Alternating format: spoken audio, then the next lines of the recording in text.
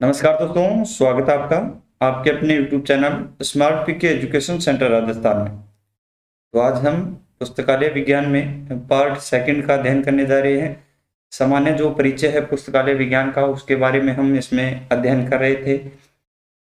तो आगे हम इसमें बात करें तो इसमें एक शब्द दिया गया है, बार बार ये शब्द कई बार आता है कि रूब्रिकेशन।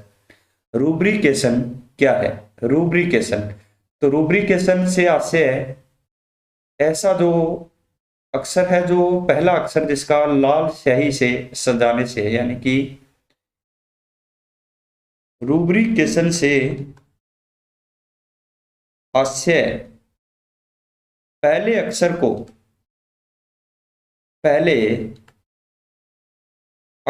को अधिकांशतः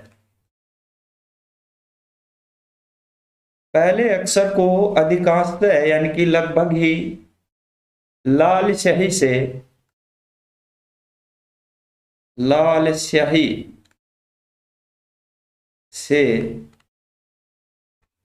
सजाने से है। किसी भी शब्द का जो पहला अक्षर होगा वो लाल स्याही से सजाने से यही आपका क्या कहलाएगा? रूब्रिकेशन। इसके अलावा कागज की भी बात करेंगे हम, तो कागज का सर्वप्रथम जो आविष्कार किया गया था वो उसका श्रेय चीनियों को है। चीनियों को कागज को विकसित करने का क्या है? श्रेय है। सर्वप्रथम चीन में ही कागज का निर्माण किया गया था और ये निर्माण चीन में सबसे पहले जो हुआ था वो आपका 1439 ईस्वी में हुआ था।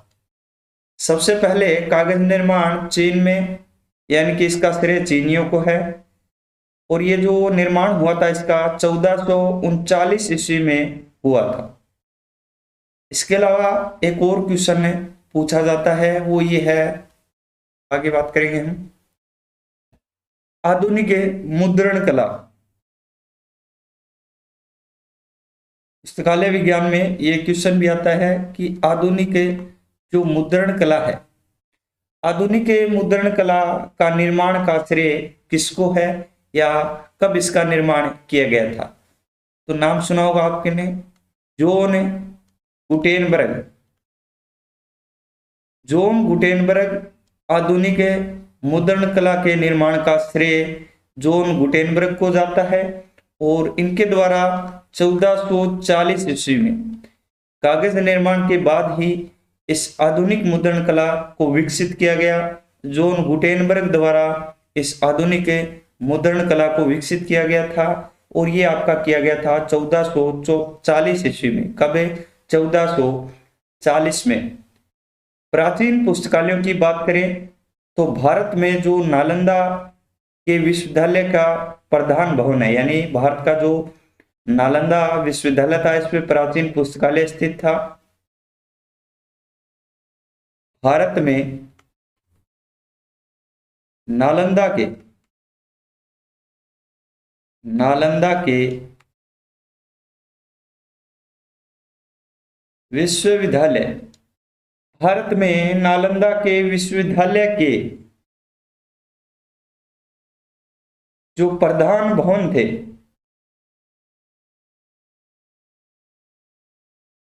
इनके नाम भी कई बार पूछे जाते हैं भी। नालंदा विश्वविद्यालय के जो प्रधान भवन है वो कौन कौन से थे? तो ये 3 थे। पहला तो आपका था रतन सागर या रत्ना सागर भी है। दूसरा है आपका रत्नोदधि।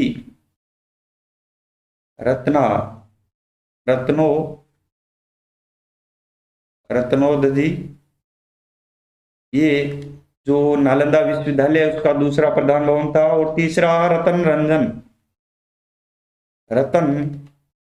रंजन। ये नालंदा विश्वविद्यालय पुस्तकालय के तीनों प्रधान भवन थे। और ये क्वेश्चन आपका पुस्तकालय विज्ञान की परीक्षाओं में बार बार पूछा जाता है। जो रत्नोदधि है, तो ये आपका रत्नोदधि है, इसमें 300 कमरे थे। कितने? लगभग इसमें 300 कमरे स्थित थे रत्नोदधि में। 300 कमरे स्थित थे।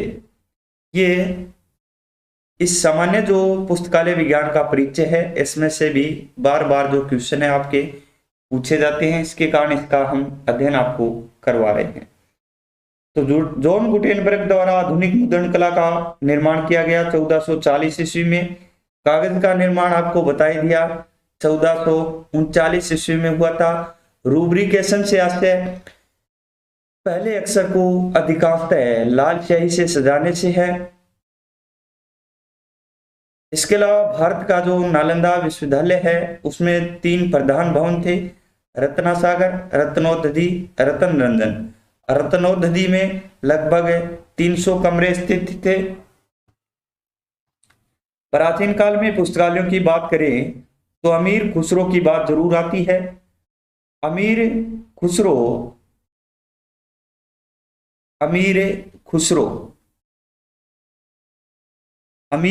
है वो पुस्तकालय अध्यक्ष था। और वो किसका पुस्तकालय अध्यक्ष था? तो जो अलाउद्दीन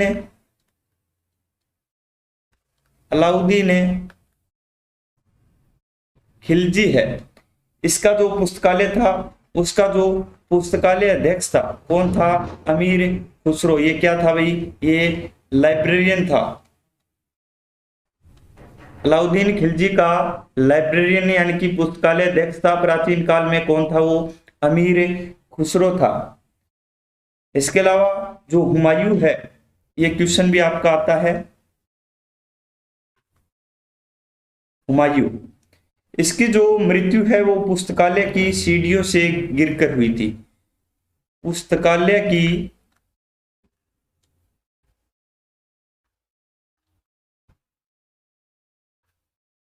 सीढ़ियों से गिरकर प्राचीन काल में जिस राजा की मृत्यु हुई थी वो था आपका हुमायूं।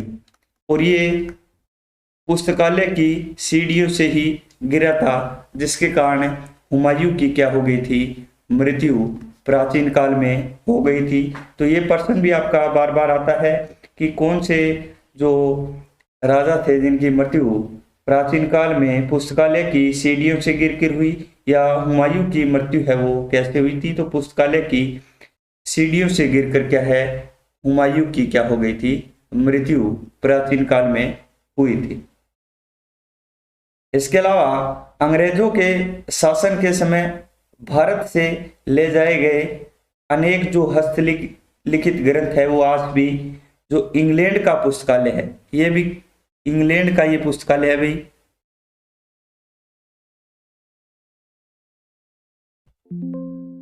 इंग्लैंड का आपका ये पुस्तकालय है।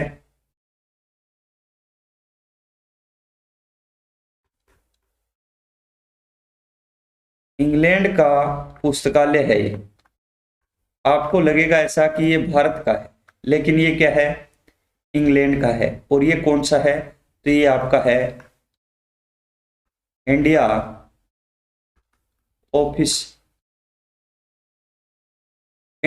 ऑफिस लाइब्रेरी इंग्लैंड का पुस्तकालय है, जिसमें अंग्रेजों का जब शासन था भारत में, तो इसके अनेक जो आपके हस्तलिखित ग्रंथ थे वो आज भी इस इंग्लैंड का जो इंडिया ऑफिस लाइब्रेरी पुस्तकालय स्थित है, इसमें आज भी ये ग्रंथ क्या है? स्थित है। ये क्वेश्चन भी आता है, इंडिया ऑफिस लाइब्रेरी कहाँ का पुस्तकालय है? तो ये आपका इंग्लैंड का हो गया। इसके अलावा बात करें तो अरबी ग्रंथ, और ये आपका बहुत ही जो प्रसिद्ध पुस्तकालय है खुदा बख्श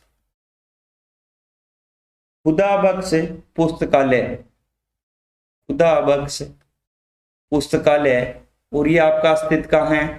तो ये आपका पटना बिहार में आपका जो खुदा बख्श ओरिएंटल लाइब्रेरी है वो स्थित है। और इसमें प्राचीन काल के जो अरबी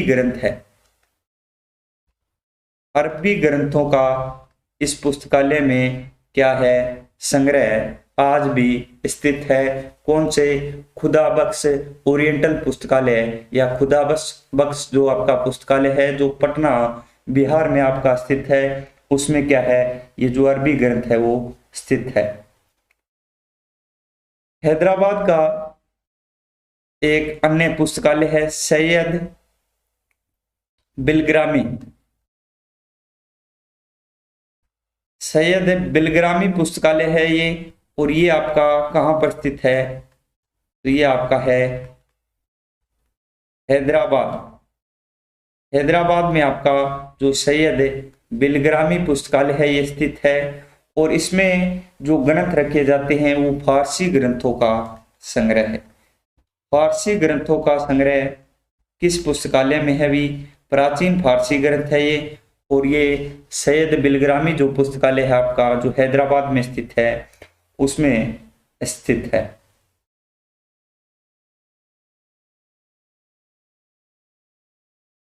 इसके अलावा जो आपके ओरिएंटल लाइब्रेरी तमिलनाडु में स्थित है, कौन सी है? Oriental library.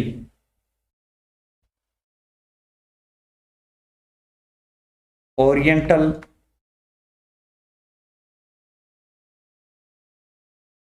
ओरिएंटल लाइब्रेरी जो आपकी कहां पर है? तमिलनाडु में आपकी लाइब्रेरी ओरिएंटल लाइब्रेरी स्थित है, और इसमें बात करें तो लगभग 23,000 हस्तलिखित। ओरिएंटल लाइब्रेरी जो तमिलनाडु में स्थित है उसमें 23,000 लगभग के जो ग्रंथ है, हस्तलिखित ग्रंथ है, वो आज भी क्या है, स्थित है यहाँ पर। और ये आपकी कौन सी है? Oriental library Tamil Nadu. प्राचीन काल में भी ये क्या थे? पुस्तकालय थे, जिनका भी जो हम अध्ययन कर रहे हैं। इन जो 23,000 के ये लगभग जो आपके हस्तलिखित ग्रंथ थे, इनमें जो अधिकतर ग्रंथ है वो भुर्ज पत्रों पर लिखे गए थे। इन 23,000 ग्रंथों में से अधिकतर ग्रंथ है आपके वो आपके भुर्ज पत्रों पर लिखे गए थे। 23,000 जो लगभग हस्तलिखित ग्रंथ है, इनमें से अधिकतर यानी कि ज्यादातर जो ग्रंथ है वो भुर्ज पत्रों पर लिखे हुए थे। इसके अलावा अन्य पुस्तकालय की बात करें तो आपका भंडारकर ओरिएंटल रिसर्च इंस्टीट्यूट, ये भी आपका पुस्तकालय है, पूना में स्थित है। कौन सा है?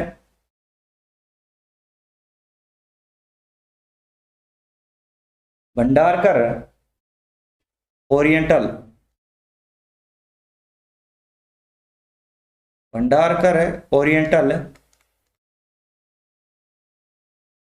रिसर्च इंस्टीट्यूट है, और ये आपका कहाँ पर है? तो पूना में ये स्थित है। ये भी आपका पुस्तकालय है, और इसमें भी आपके लगभग 23,000 हस्तलिखित क्या है, ग्रंथ स्थित है। लगभग 23,000 हस्तलिखित, यानी कि प्राचीन काल के जो हस्तलिखित ग्रंथ है वो सबसे अधिक है, प्राचीन काल में ही स्थित थे हस्तलिखित ग्रंथ। इसमें भी लगभग 23,000 Bhandarkar oriental research institute Poona में स्थित है। इसमें आपके हस्तलिखित ग्रंथ लगभग 23,000 स्थित थे। इसके अलावा एशियाटिक सोसाइटी कलकत्ता,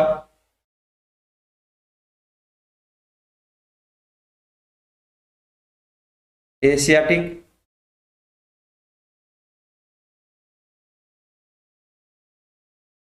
सोसाइटी जो कहां पर है? तो आपकी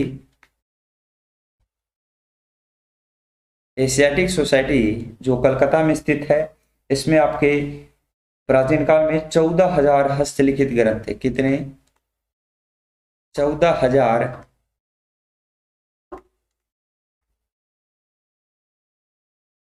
हस्तलिखित ग्रंथ है वो स्थित थे।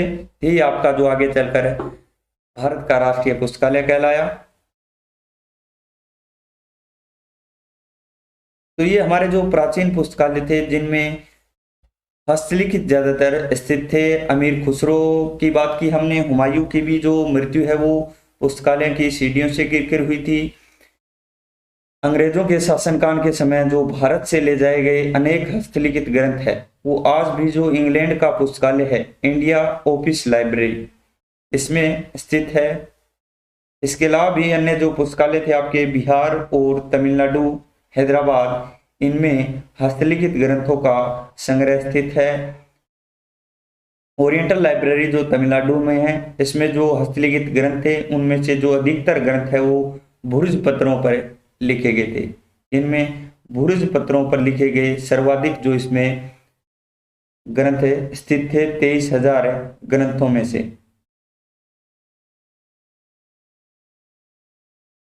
अंग्रेजों के शासनकाल में, अंग्रेजी शासनकाल था 1836 में, तब जो कलकत्ता पब्लिक लाइब्रेरी है, इसी की बात कर रहे थे हम, कलकत्ता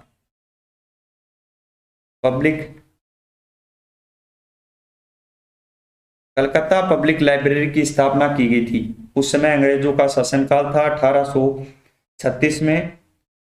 और इसे बाद में जो लॉर्ड कर्जन है,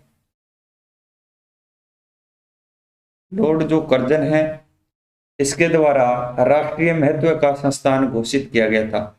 राष्ट्रीय महत्व का जो संस्थान है वो घोषित किया गया था कलकत्ता पब्लिक लाइब्रेरी को, जिसकी स्थापना 1836 में हुई थी। और ये किया गया था लॉर्ड कर्जन द्वारा। ये क्वेश्चन भी आपका बार बार आता है कि लॉर्ड कर्जन का संबंध किस पुस्तकालय से है, तो ये आपका कलकत्ता पब्लिक लाइब्रेरी हो गया। 1903 में इसे क्या है, इंपीरियल लाइब्रेरी बनाया गया था। इंपीरियल लाइब्रेरी बनाया गया था इसे, कलकत्ता लाइब्रेरी को 1903 में। इसके बाद जो 1948 है, 1948 है, इसे भारत का क्या है, राष्ट्रीय पुस्तकालय बना दिया गया था। भारत का राष्ट्रीय पुस्तकालय कब बनाया गया, तो 1948 में। तो इसकी भी हम अलग से विस्तृत में आगे व्याख्या सहित जो इसकी संपूर्ण अध्ययन इस कलकत्ता पब्लिक लाइब्रेरी या भारत के राष्ट्रीय पुस्तकालय पर अलग से करेंगे। तो ये हमारे जो आज के महत्वपूर्ण पुस्तकालय विज्ञान में कुछ टॉपिक्स थे, कुछ सामान्य जो परिचय था इसका पुस्तकालय विज्ञान का, जिसमें प्राचीन काल के जो पुस्तकालय स्थित थे उनके बारे में हमने कुछ अध्ययन किया। तो इसी प्रकार के पुस्तकालय विज्ञान के महत्वपूर्ण टॉपिक्स के लिए आप हमारे YouTube चैनल को एक बार सब्सक्राइब जरूर कर लें, जिसमें हम लगातार क्लासेस आपके लिए लेकर आएंगे। धन्यवाद।